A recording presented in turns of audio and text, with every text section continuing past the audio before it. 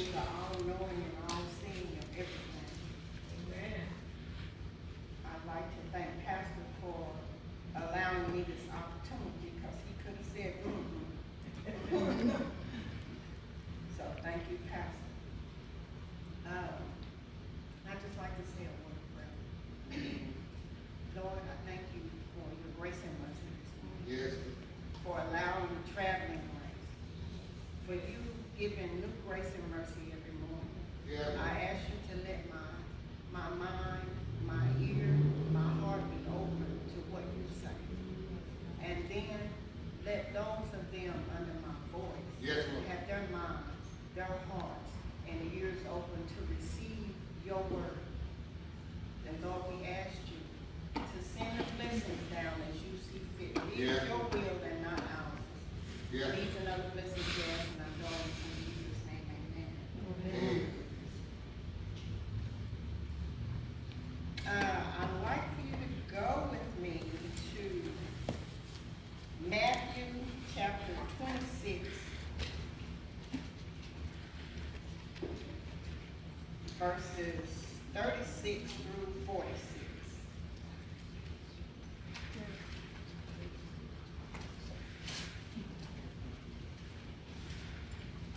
Matthew 26, verses 36 through 46.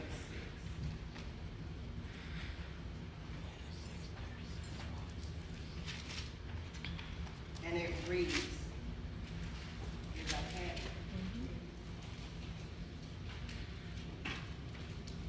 Then cometh Jesus with them unto a place called Missionary, and saith unto his disciples, Sit ye here, while I go and pray yonder. Mm-hmm. And he took with him Peter and 2 sons of Zebedee, and began to be sorrowful and very heavy. Then saith he unto them, My soul is exceeding sorrowful, even unto death. Tarry ye here, and watch with me. And he went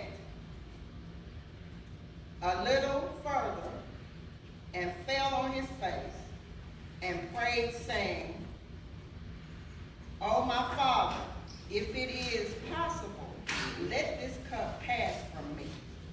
Nevertheless, not as I will, but as thy wilt.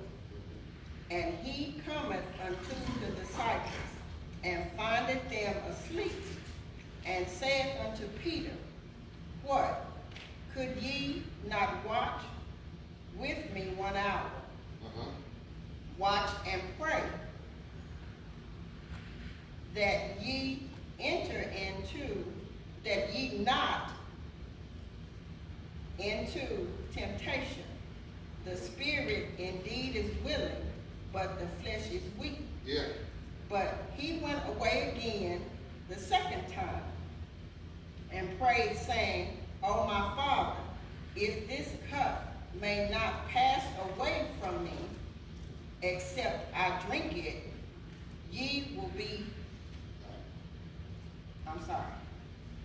except I drink it, thy will be done.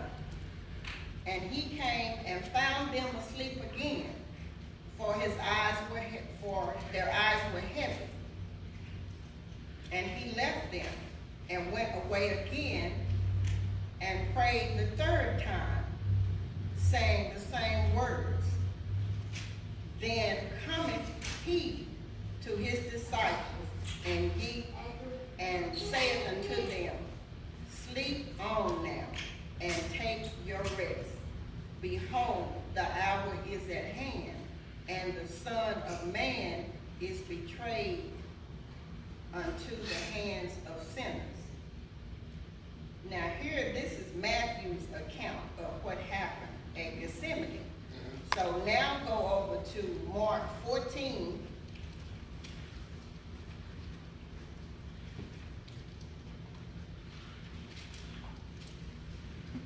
Beginning at verse 32. Mark chapter 14, verses 32 through 42. And it reads, and they came to a place which was named Missionary, and he said to the disciples, sit ye here, while I shall pray. And he taketh with him Peter, James, and John, and began to be sore amazed, and to be very heavy, and saith unto them, my soul is exceedingly sorrowful unto death. Tarry ye here and watch. And he went forward a little and fell on the ground and prayed that if it were possible, the hour might pass from him. And he said, Abba, Father, all things are possible unto thee. Take away this cup from me. Nevertheless, not what I will, but what thou wilt. And he cometh and findeth them sleeping, and saith unto Peter, Simon, sleepest thou? Couldn't thou not watch 1 hour? Watch ye and pray, lest ye enter into temptation. The spirit truly is ready, but the flesh is weak. And again he went away, and prayed, and spake the same words. And when he returned, he found them asleep again. Neither wist they what to answer him. And he cometh the third time, and saith unto them, sleep on, and take your rest. It is enough, the hour is come. Behold, the Son of Man is betrayed unto the hands of sinners. Rise up, let us go. Lo, he that betrayed me is at hand. My subject for today is, are you paying attention? Are you paying attention? Are you paying attention? Which is Mark's account and Matthew's account of the same situation happening in Missionary. And you know, two people can't tell the story the same way. Amen. It'll never happen. Even if I tell you something and you repeat it, it's not going to be in the same words I use. Amen. So the key thing is, are you paying attention?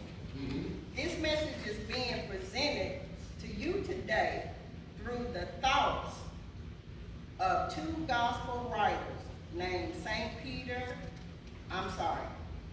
Matthew and St. Mark. Yeah.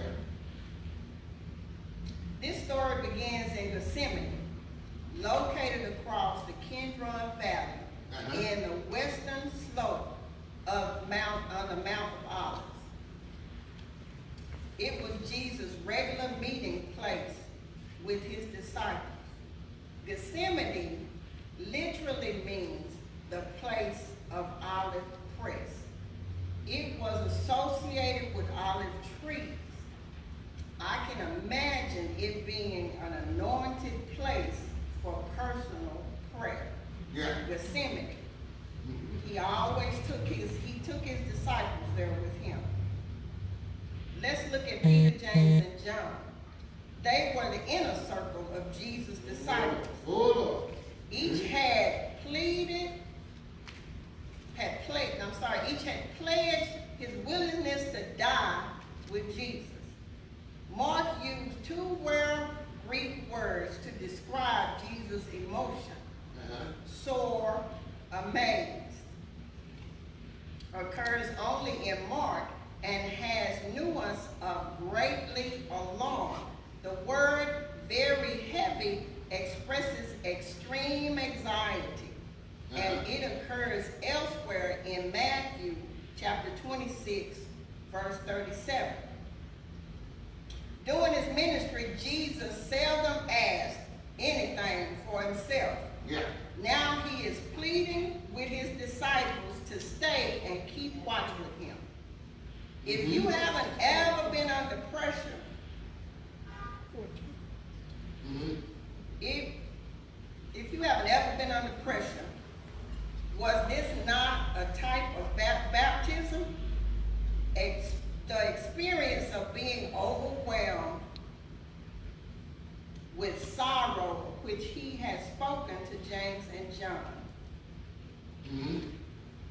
The phrase unto death indicates the depth of Jesus' distress. Fall on the ground pictures Jesus collapsing under his burdens. The hour refers to Jesus' divinely anointed death. If it were possible, was a request for God to change his plan. Jesus had been much in prayer that night. The Passover prayers establishing the Lord's Supper were made in front of his disciples. His heartfelt prayer for his disciples, recorded in John chapter 17, was also prayed aloud before them. But in the time of turmoil, Jesus' prayer turned to earnest pleading with the Father. At this point,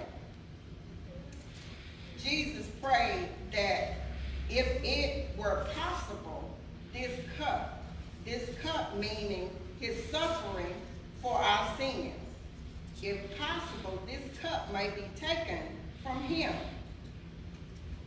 Could he serve his purpose without the agony of the cross?